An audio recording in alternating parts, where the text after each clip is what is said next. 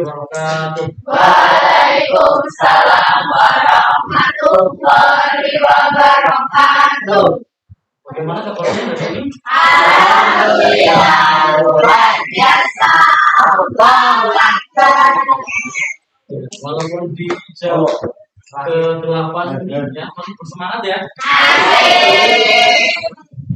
Ya, sebelum kita mulai pelajaran pada siang hari ini, saya minta salah satu anak untuk memimpin doa terlebih dahulu, yaitu dengan membaca doa niat belajar dan juga selanjutnya dengan membaca doa mulai. Bismillahirrahmanirrahim. Nawaitu ta'alluma wa ta'lima wa tadabbura wa tadbira wa naf'a wal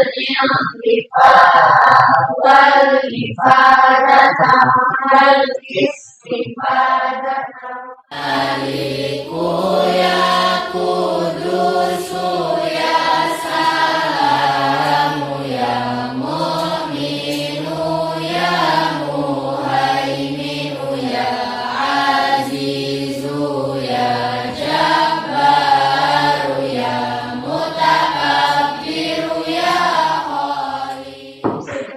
absen dulu ya. Pertemuan hari ini berarti tidak ada yang apa ya? Jadi semuanya ya.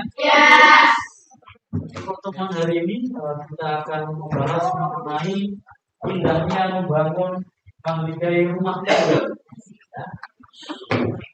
Di kelas 12 MIPA 1 ini semuanya pengen berumah tangga?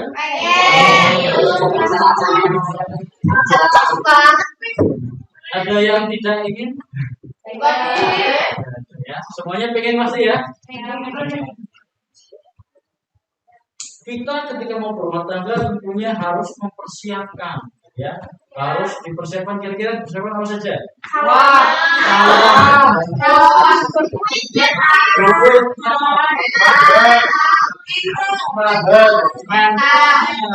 Ya, tujuan pembelajaran pada hari ini yang pertama yaitu peserta didik dapat meyakini kebenaran ketentuan pelaksanaan pernikahan berdasarkan syariat Islam. Kemudian yang kedua, menentukan sikap bersatu dan kebersamaan dalam lingkungan masyarakat sebagai implementasi ketentuan pernikahan dalam Islam. Dan yang ketiga, menganalisis dan mengevaluasi ketentuan pernikahan dalam Islam. Selanjutnya, di sini ada sebuah bacaan, narasi yang katanya mungkin di lingkungan kita, ya, yaitu pernikahan ini. Saya minta satu anak untuk bisa membaca. Siapa membaca? Enggal bos. Pelanggan. Sebutkan namanya dulu.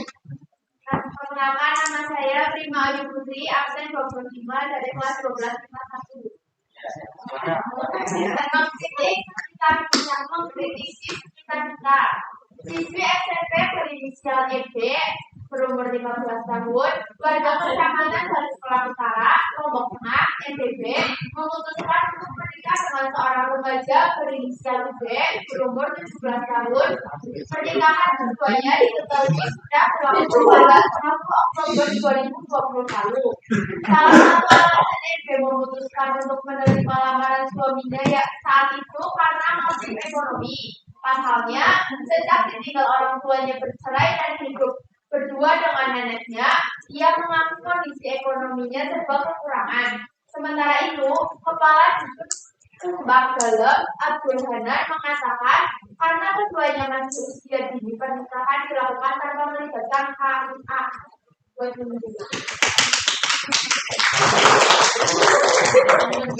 Daerah kalian? Semuanya. Daerah mana itu? Simpan cari ya. Umur berapa?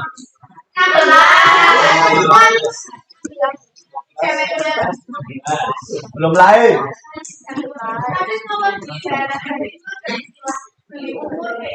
Beli umur. Oh, dituakan gitu.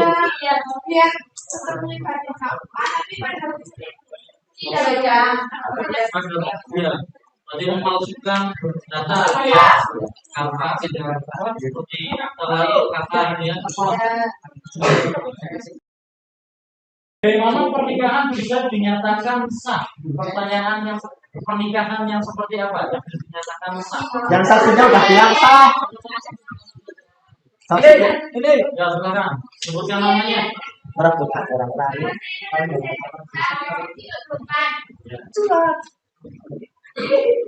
Menikah bisa dinyatakan sah itu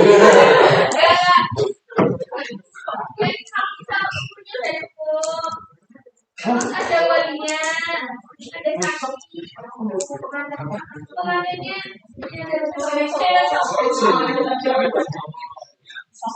Ada wali, ada saksi, Ada mahar. dan pengantin laki-laki dan dua pengantin perempuan, ya. Ada. Kemudian ada Nyawa. ada ijab kabul, Mahar. kalau tidak ada penghulunya dari keterangan Al-Quran, kira-kira bagaimana? Tidak apa-apa. Pakai ustaz. Tapi kira-kira ada dampaknya atau tidak? nggak sah, Sudah sakral.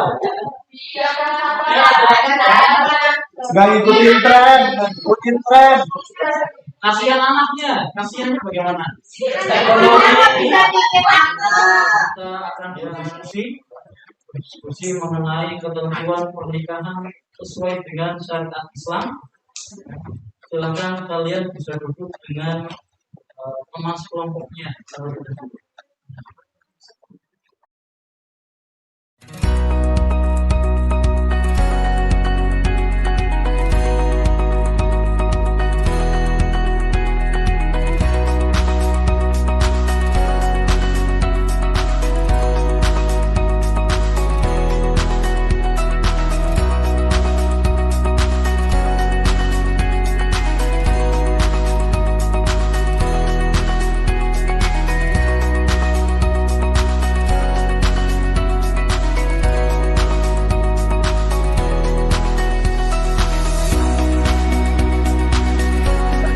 Assalamualaikum warahmatullahi wabarakatuh. Waalaikumsalam warahmatullahi wabarakatuh. Berdirinya kami di sini, kami akan mempresentasikan hasil diskusi kelompok kami dengan tema orang yang harap dinikahi. Sebelumnya perkenalan dulu anggota kelompok kami dimulai dari mana? Perkenalkan, nama saya juga Nani jelas. Perkenalkan, nama saya Najwa Basyar. Perkenalkan, nama saya Perkenalkan, saya Laila Nisa, nomor presensi 18. Perkenalkan, nama saya Rima Yudi, nomor presensi 25. Saya Taki Ilhamda. Langsung mulai dari materi pertama.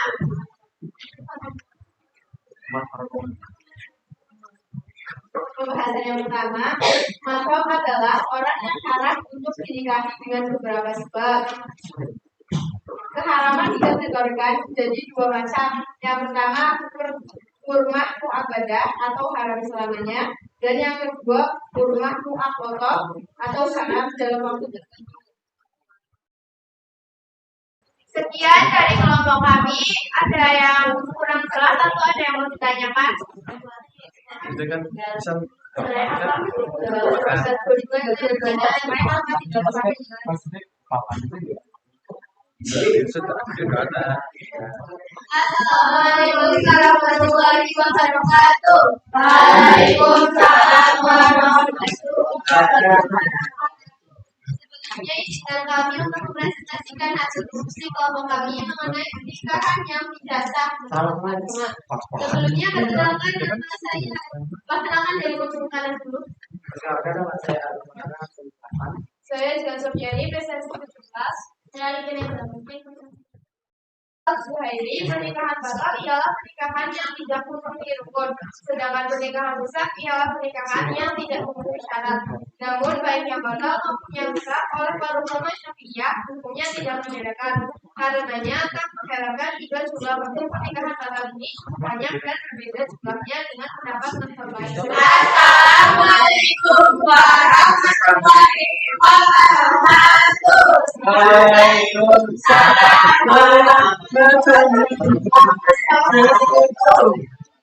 Ya, di dalam ini kami akan mempresentasikan kami tentang hak dan kewajiban famili. Suami memiliki hak dan kewajiban yang harus dipenuhi dalam keharusan dalam pernikahan. Mari kita belajar belajar dulu sebelum Enggak saya. Halo. Ini kan suami ya. Suami kan surganya itu di ibu. Terus istri surganya itu di suami. Semisal suami itu lebih menyayangi ibunya, lebih mengutamakan ibunya, tapi istri juga harus menurut sama suaminya. Tapi istri juga masih merasa kekurangan apa? Misal istrinya itu pengen yang kalau lebih gitu buat suaminya, istrinya itu bisa atau Ya ganti suami. Bukan suami istri dalam itu harus saya dan kalian. Seorang suami tadi harus mengutamakan yang namanya orang tua. Jadi ketika ada seperti itu, si anak laki-laki ini harus bisa ngomongin orang tuanya. Ya, harus bisa ngomongin orang tuanya. Soalnya orang tuanya sering ikut campur masalah keluarganya sama istrinya, sehingga istrinya tidak betah. Seorang suami harus ngomong sama orang tuanya dengan bahasa yang baik, dengan sesuatu yang baik. Kemudian untuk di akhir pertemuan kita tentunya ada kesimpulan mengenai pembelajaran hari ini. Ya. Pembelajaran apa yang bisa kita simpulkan dari pertemuan hari ini? pernikahan yang sesuai syariat Islam. Sesuai dengan Syariat Islam. Syariat yang lain. hak dan kewajiban suami istri. Hak dan kewajiban. Untuk pertemuan selanjutnya itu kita akan memperagakan proses pernikahan sesuai dengan ketentuan syariat Islam. Ya. Perlu latihan dulu atau tidak? Latihan. Mempraktekkan. Jadi nanti ada beberapa dalam satu kelas ini kita bertugas. Ada yang jadi pengantin laki-laki, ada yang jadi pengantin perempuan, ada yang jadi wali, saksi, dan orang tua laki-laki. Refleksi untuk pertemuan hari ini. Jadi kemudian refleksinya apa? Kita tahu mengenai ketentuan pernikahan yang sah dan yang tidak perempuan yang haram dinikahi. Ya, harapan saya apa yang kita pelajari hari ini bisa menjadi bekal kalian ketika menikah di masa yang akan datang. Ya, saya kira cukup untuk pertemuan hari ini. Saya minta Mas Wisnu untuk memimpin doa.